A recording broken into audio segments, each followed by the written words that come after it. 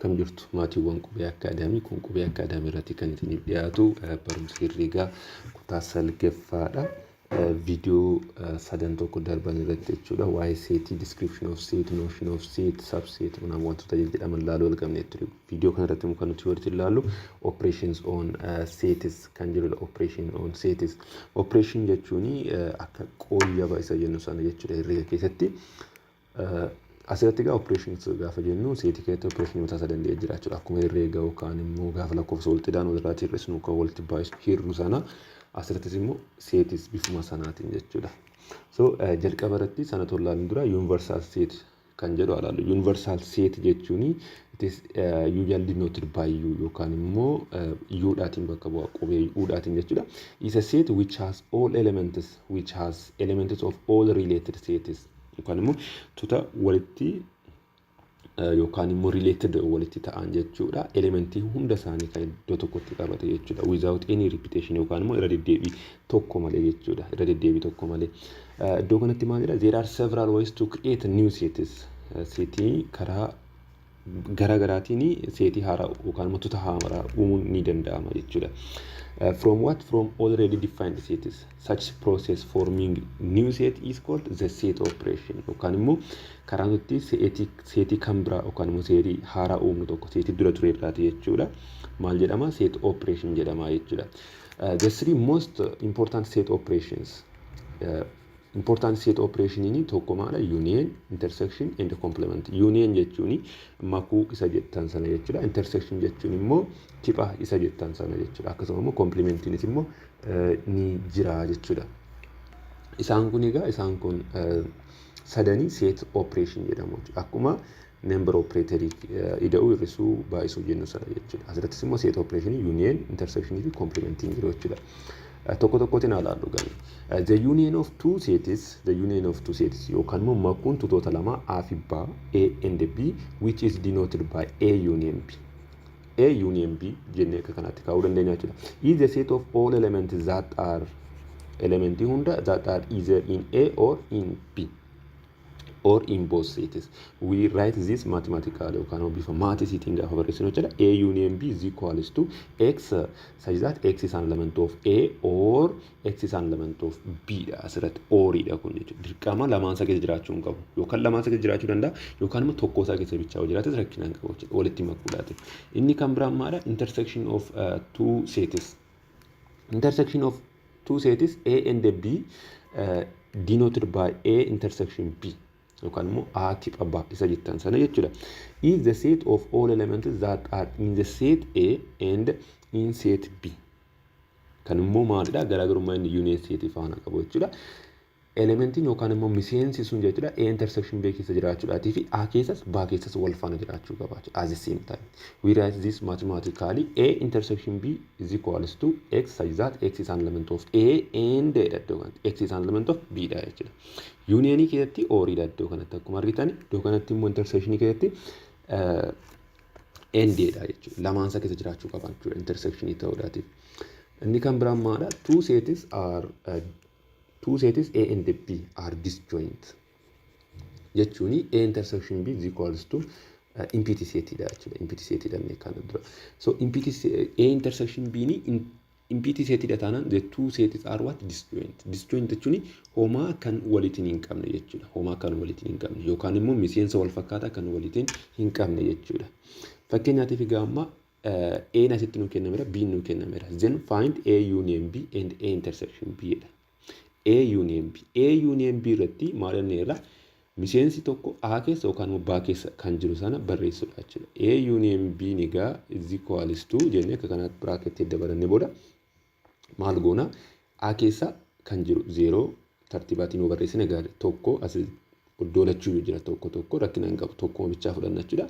3 lama iddoo kan jirti waan ta'eef tartiibaatiin barreessuuf 2 3 as jira asis jira. 3 tokko bichaa fudhanna. 4 as jira as keessa immoo jiru yaa tokko isaa keessa jiran nan gaadhanneera union keetti. 4 iddoo kana immoo 5 jira. Taani immoo iddoo kana 6 jira. Taani immoo 7 jechuudha. Iddoo lachuu kan so A union B ni kana ta'a jechuudha. Bifa kanaatiin iddoo kanatti kan barreeffame kun. tokkoosaa keessa kan jirus ta'e lamaansaa keessa kan jiru ta'e tokkoosaa keessaatti filanna garuu immoo tokko bichaa keessa kan jiru ta'e immoo akkuma jirutti barreeffannaa jechuudha A union B irratti. Inni kan biraan maadha A intersection B dha. A intersection B irratti maal ta'uu qaba iddoo lachuu jiraachuu qaba A keessas B keessas jechuudha. A keessas B keessas jiraachuu qaba jechuudha. Fakkeenyaaf 0 as jira as keessa hin jiru. Kanaafiyyuu A intersection B keessa jiraachuu hin danda'u jechuudha. Tokko as jira as jira so tokko in ta'a jechuudha. Inni kan biraan lama as jira lama as keessa hin jiru. Sadii as jira as jira kanaafiyyuu A intersection B keessa jira jechuudha. Afur as keessa jira as keessa immoo hin jiru. Shan as keessa jira shan immoo as keessa hin jiru. Jaha as keessa jira jaha as keessa hin jiru. Torba as keessa jira as keessa jira ta'eedhaaf so isaan kana sadan ta'a jechuudha. A intersection B immoo jechuudha. Lamaan isaanii keessa jiraachuu qaba A intersection B irratti jechuudha. Na kana fakkaata.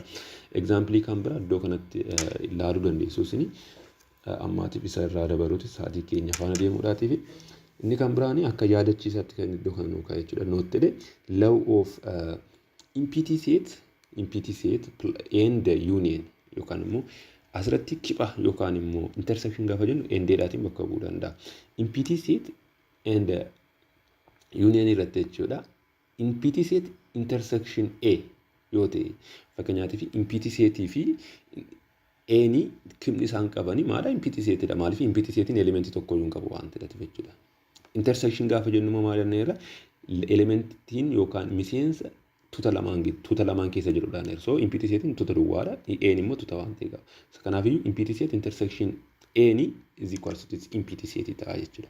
Inni kan biraan union universal set intersection A universal set intersection A gaafa jedhu universal set maal jenneerra that the set that contains all related elements of the set or related sets yookaan immoo elementii yookaan miseensa related set hunda isaa kan of keessatti qabatee jira. Universal set yeroo kamiyyuu A of keessatti hin qabata. Kanaafiyyuu universal set fi A intersection isaanii maal ta'a jedha A ta'a jechuudha. Kan isaan waliin qaban jechuudha.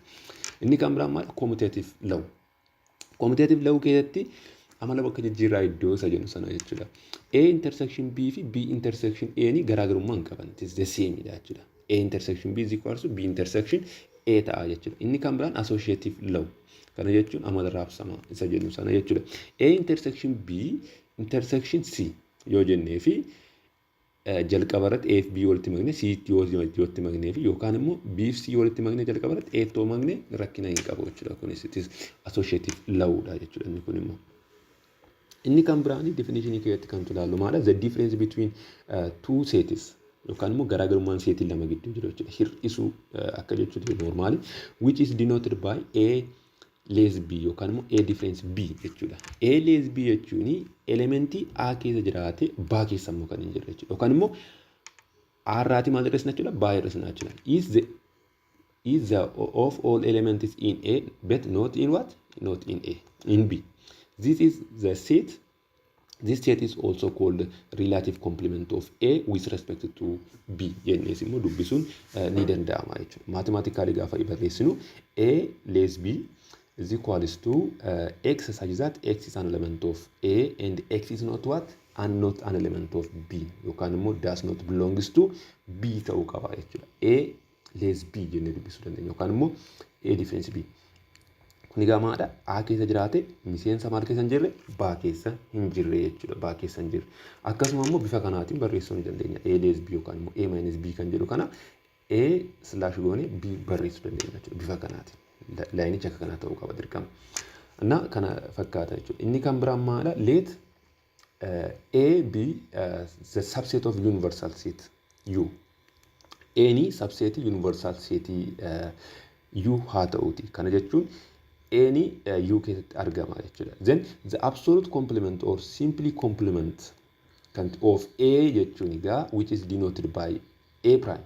A complement jechuun A prime jedhati beekamu. Kana jechuun egaa kana biraatti A complement jechuudha. Is defined as the set of all elements of U that are not in A.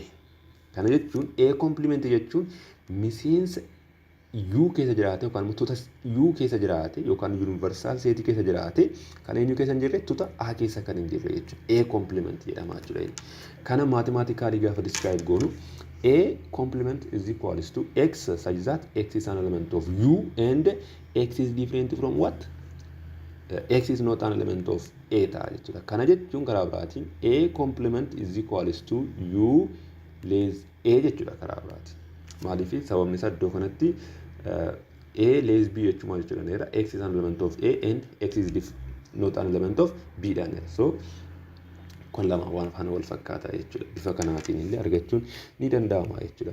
Fakkeenyaatiif if u is equals to 0, 0, 1, 2, 3, 4 yoo ta'e u jechuudha. Universal set n immoo kana yoo ta'e n immoo 3, 4 yoo ta'e jechuudha. A complement jechuun egaa amma universal set keessa jiraate eenyu keessa kan hin jiredha? A keessa kan hin jiru jechuudha. So universal set keessa 0 hin jira, as keessa hin jiru. 0 ni barreeffanna jechuudha. Iddoo kanatti kun dogoggora qaba. A complement jechuun egaa maal ta'a? A keessa jiraate no universal set keessa jiraate A keessa kan hin jirre jechuudha. Kun dogoggora qaba. Asirratti galee kun jechuudha. So 0 dha tokko taane immoo tokko sababiin isaa maaliifidha? A keessa hin jiru waan ta'eef. Inni kan biraan 2. Kan biraan 3 keessa jira, as keessa jira, 4 jira waan ta'eef gatii hin qabu jechuudha. So A complement kan jennu isaan kana ta'a jechuudha. 0, 1, 2 malee kun 3, 4 kan jedhu kun dogoggora dha jechuudha. Na bifa kanaatiin hojjechuun ni danda'ama jechuudha. Inni kan biraan iddoo kanatti akka example lammaffaatti kan inni kaa'e let u is equals to 1, 2, 3 up to 10. A immoo maal nuun jedhedha? A is equals to set builder method I think kenname x such that x is a positive factor of 10. Hirmaata positive ta'e kan 10 jechuudha. Hirmaata 10. And b immoo maadha? X is an odd integer in universal set. Universal set kana keessatti odd integer kan ta'e jechuudha. So jalqaba irratti set a itoo barreessine jechuudha. Set a itoo barreessine universal set nu kennameera. Universal set nu kennameera. Sana booda x immoo maadha? Positive factor of 10 dha. Hirmaata 10 jechuudha. So hirmaataan 10 meeqa fara? 1, 2, 5 10 dha jechuudha. Isaan kun maadha? Hirmaatota 10. So kun a dha jechuudha. Sana booda A complement kan jennu gaamma A keessa hin jiru no A keessa jiraate garuu universal set keessa jiraate kan maal keessa hin jirredha? A keessa kan hin jirre jechuudha. So A complement jechuun egaa tokko as keessa A keessa jira waan ta'eef hin ta'u, 2 as keessa jira waan ta'eef hin ta'u, 3 irraa kaa'achu 3, 4, 6, 7, 8, 9. Isaan kun maadha? A complement jechuudha. Kunis dogoggora qaba iddoo kanatti. Tokko sababiin isaa maalidha? Tokko is a positive factor of 10 dha waan ta'eef jechuudha. Inni kan biraan B immoo iddoo kanatti maalidha? B is an odd integer in universal set. B ni odd integer dha. Odd kan jennu immoo eenyu fa'aadha? It is 1, 3, 5, 7, 9. Isaan kun maadha? Odd number dha. 1, 3, 5, 7. Isaan kun maadha? Odd integer dha. In universal set waan jedha hamma 10 qofatti dha jechuudha kan nuti deemu. So A complement jechuun egaa amma no B complement jechuun egaa universal set keessa jiraate B keessa kan hin jirre. So universal set keessa tokko jira, as keessa tokko jira. Kanaaf iyyuu hin ta'u 2 universal set keessa jira, B keessa hin jiru. Kanaaf iyyuu B complement keessa jira jechuudha. Isaan isa maal ta'u? 2, 4, 6, 8, 10 ta'u jechuudha. Inna bifa kanaatiin jechuudha kan nuti hojjennu jechuudha. Kan nuti hojjennu jechuudha. Mee exercise iddoo kanatti haalaallu let A is equals to 0, 2, 4, 6, 8 dha. B immoo 0, 1, 2, 3, 4, 1, 2, 3, 5, 7, 9. Sana booda maal barbaade nuun jedhe? A union B nuun jedhe. A union B. A union B jechuuni A keessas ta'ee B keessas jiraachuu danda'a yookaan immoo tokko isa keessa jiraanna isin ta'a jechuudha. 0 as jira, 0 tokko as jira, tokko 2 jira, 3 jira. Maaliif kun iddoo kanas keessa jira waan ta'eef 4 jira, A keessa jira waan ta'eef ixaanee 5 jira, ixaanee 6, ixaanee 7, ixaanee 8, ixaanee 9 jechuudha. Isaan kana jechuudha. A union B. Kan lamaan isaanii keessa jiru jechuudha. Irra deddeebinee barreessuun gatii hin qabu jechuudha. Walumatti makuudha jechuudha. 0, 2, 4, 6, 8, 0, 1, 2, 3, 5, 5, 7, 9. Isaan kana walitti maknee warra deddeebii keessatti balleessu jechuudha kan karaa biraati. Inni kan biraan maadha? A intersection B gaafa jennu immoo maadanne irra oddoo lachuu jiraachuu qabaanne irra. Kanaaf iyyuu 0 as jira, asis jira. Kanaaf iyyuu A intersection B keessa jiraachuudha. Inni kan biraan 2 asis jira, asis jira. 2. Inni kan biraan 4 as jira, asoo 4 hin jiru. Kanaaf iyyuu hin ta'u jechuudha. 6 as jira, as keessa hin jiru hin ta'u jechuudha. 8 as jira, as keessa hin jiru. Kanaaf iyyuu hin ta'u.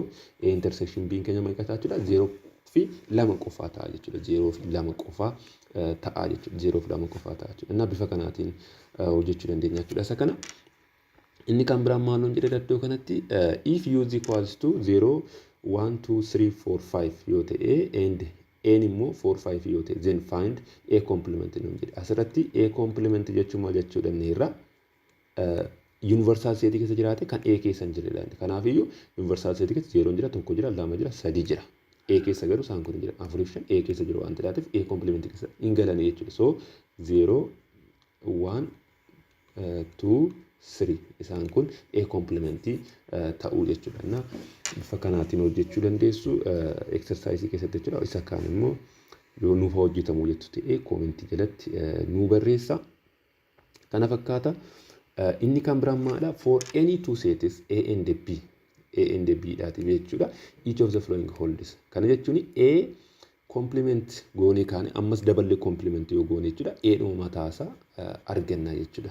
Kanaaf fakkeenyaatiin ofii keessanitti check godha. Inni kan biraan A complement jechuun akkuma sila isinii barreesse U difference A ta'a jechuudha. Kun immoo A less B.